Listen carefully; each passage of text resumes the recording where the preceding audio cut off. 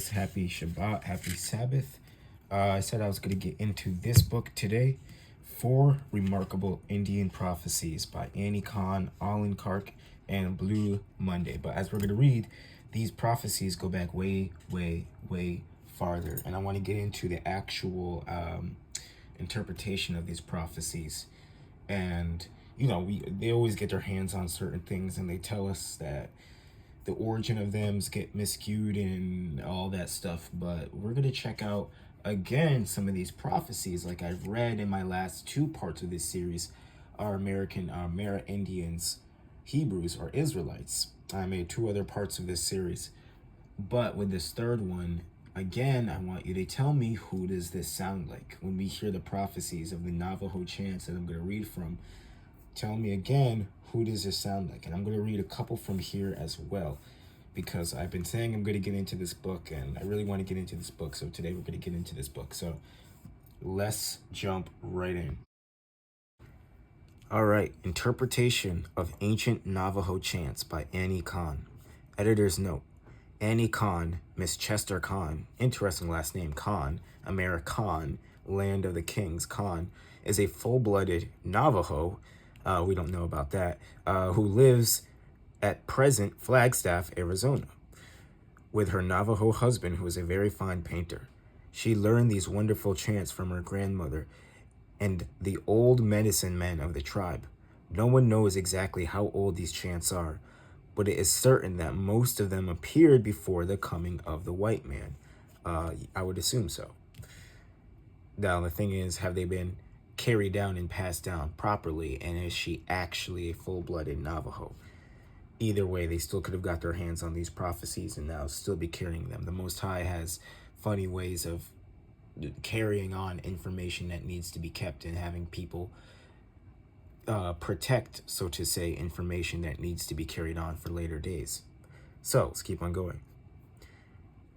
He who is all-wise, all-knowing, brought to the Navajo people something like a holy book, except that the Navajo could not write at the time, so he gave it to them in the form of chanting. Now, in this book, we're also going to read something about a book that was lost, another book that was passed down, but an actual physical book that they had over here, but at the time of the Spaniards, it was lost. At the time of the Spaniards, it was burned or lost.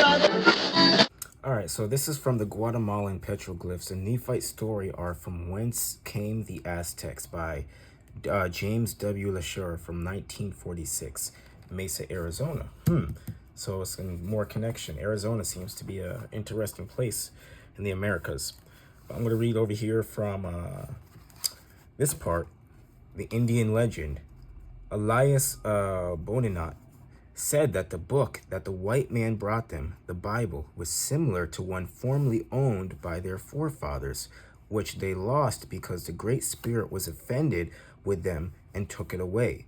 These forefathers were prophets, performed miracles, gave promises to their children, providing they obeyed the sacred laws contained in this book. When the people kept these laws, they were showered with plenty, being beloved of God. For a time past, this prophetic and miraculous power has ceased among them. Let's jump over here where it expounds on it more. On being questioned as to its contents and doctrines, he replied that if the book had not been lost, he would have seen that the doctrines which he, Father Diego, taught and preached, and those which this book contained were the same. The Bible is talking about. In this book that the indigenous of America had, these tribes had. The book having been buried in the earth by the persons who kept it, it probably had rotted. Now let's jump over here to this part. They, the American Aborigines, assert that a book was once in the possession of their ancestors, and along with this recognition, they have traditions that a great spirit used to foretell their fathers' future events, and that he controlled nature in their favor. That angels once talked with him, that all Indian tribes descended from one man who had 12 sons, and this man was a notable and renowned prince, having great dominions. and that the Indians, his posterity, will yet recover the same dominion and influence. They believe the traditions had the spirit of prophecy and miraculous interposition, once enjoyed by their ancestors, will yet be restored to them, and they will recover the book, all of which has been long lost. And it's from Colton, Origin of American Indians, published in London in 1833. So let's keep on going with this. He gave it to them in the form of chanting. To chant is to speak in rhymes, like poetry, so that the ancient wisdom is remembered longer. This chanting is like the Holy Scriptures. It tells the Indians what to look for at the time of the end, when he would come to the people again. One of the holy medicine men said that the time of the end is like two more stages to climb forward. First is to have the spirit of the people live again, and second, the people shall melt into one, meaning that true love between people will be practiced. In the chanting, he, the Great Spirit, has said that he is expected in the east, but also expected in the west. As he comes and brings these good things of the Spirit and of love, it will be the most happy and glorious occasion. The melting into one is like the wonderful feeling of a Navajo girl when she falls in love and says of her beloved, "Hey, John," that's a weird Navajo name. "Hey, John. Oh, I melt when I see him." But the love of the Great Spirit and of mankind that comes in the new day is so great that all the world's afflictions and its dangers can in no way alarm us or hurt us. In the chants, it says, when this new day comes, to us it is like the birth of a new baby, like a mother bringing her new baby home from the hospital. Everybody in the home cries, "Let me hold the baby." Even the grandmothers, even down to the little ones, all cry, "Let me hold the baby." It is so clean, it is so fresh, it is so wonderful. So the new religion, or the new form of spirituality, is clean and fresh and wonderful in the same way, because it has none of the prejudices and the misunderstandings that of the older religions have accumulated down through the centuries. The new faith comes also to the Indians like the sun at dawn. Now this is a really cool part. Get this and tell me who you think it sounds like, okay? As the sun rises, it touches the peaks, imbues first with its light. Then slowly it moves down into the canyons. The light is at first visible only to a few who are awake. Now, does that sound like some of the last stuff I've read from the book of the occult interpretations of the Gospels, where it says only a few get some of these interpretations. Only a few are going to understand these new understandings when they come out. This new information, the chosen few are only going to get this information, are only going to be ready for this information to accept it. Let me keep on reading here. Some of them, the light at first is only visible only to a few who are awake, high up and watching. Some of the Navajo and other Indian peoples are like people down in a deep canyon. They are listening for the voice of the great Creator, but they do not know where to look for it yet, because the dark shadows bind them. Now, the verses I put on the top of this are Matthew 6:33 and Proverbs 8:17. Seek ye first. It's going to come first to those who seek him first. In Matthew 6:33, I believe it's, seek ye first the kingdom of God and his righteousness, and all these things shall be added unto you. And I've got other books that I can go into where essentially a lot of prayers are not answering because you're not seeking the kingdom first. You're seeking what you want for yourself first. So a lot of people are not going to see the light because they're not seeking the right things. And on top of that, in Proverbs, I think it's 8:17. Yeah, 8:17, it tells us to seek the Most High early. The ones who seek the Most High early are going to be spared from judgment, spared from destruction, because they sought him early. Let's keep on going. We'll start right here. But they do not know where to look for it yet, because the dark shadows blind them. But there are some Indians who are as if they are on the mountaintops, and they begin very early to dance and sing with joy when they see the glory coming.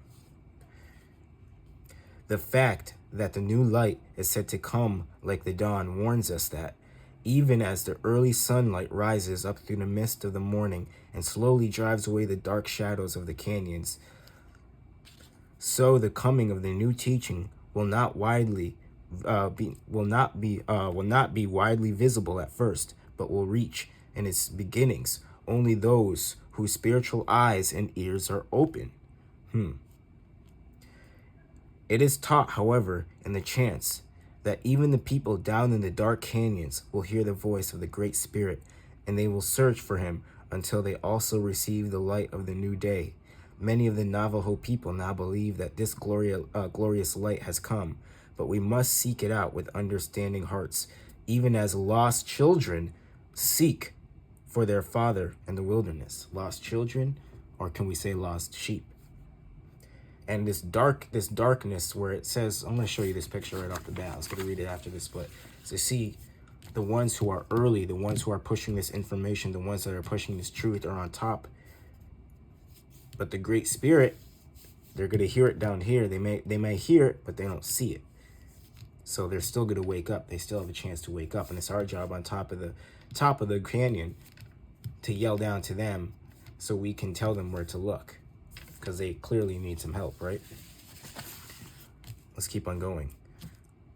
The chants say that there are 2 signs of the new spirit that all the people should look for. The first sign is the 9-pointed star. 9-pointed star. If you look up the 9-pointed star, immediately I said a 9-pointed star. And you immediately get that it's linked with Christianity. If you link it to Christianity, it's linked to the Holy Spirit and the 9 fruits that come with it. And also the 9-pointed star stands for unity. The first sign is a 9-pointed star that must come from the east. The dove coming from the east to the west, as in the Keys of Enoch tells us. The number 9 is the sign of the highest unity, for all numbers can be found in this one number. And so all religion and races and nations will come together in love and unity under the sign of the 9-pointed star. Another sign of this coming is that there will be a great chief in the east who will wear symbolically a headdress with 12 feathers. The chants say that the 12 feathers mean 12 great principles that he will bring to mankind. If we search carefully, we will find that these 12 principles of the world unity have already come. I'm going to read what it says right here under the picture. Let me show you that. Super cool picture. You see the 9-pointed star. You see the chief with the 12 feathers. And like I said before, when I did a little preview for this, is that a dove? The chief with the 12 feathers stands before the rising sun in the east. But only those who stand high and watch carefully recognize the new light, for it does not come in the way most people expect. All right, let's finish off this little part of this book right here.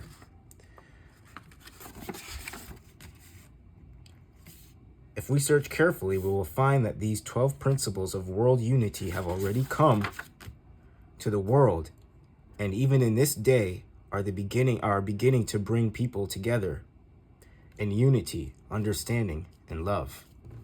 Certain people. Now, what I believe is, of course, with a lot of certain ancient people's texts and texts that these people have gotten their hands on, they try to push unity, or not unity, but globalism into it, meaning these are belonging to everybody. Everybody's involved in these prophecies. Everybody's going to be influenced by these prophecies, and not a specific group of people.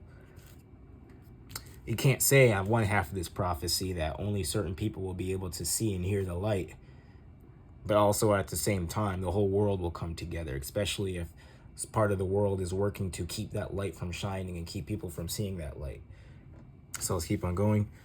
In the unity chant, the Great One says he will come like the dawn, and like the shepherd who gathers his flock and brings all wandering sheep back together again. In the day of unity, you will walk in beauty. The beauty will walk before you, and the beauty will walk behind you. You will be surrounded by beauty, surrounded by light.